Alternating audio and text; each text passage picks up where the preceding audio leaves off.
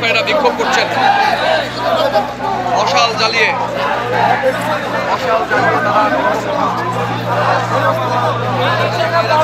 পাঁচ আগস্টের পর কয়েক দফা ভাঙচুর হয়।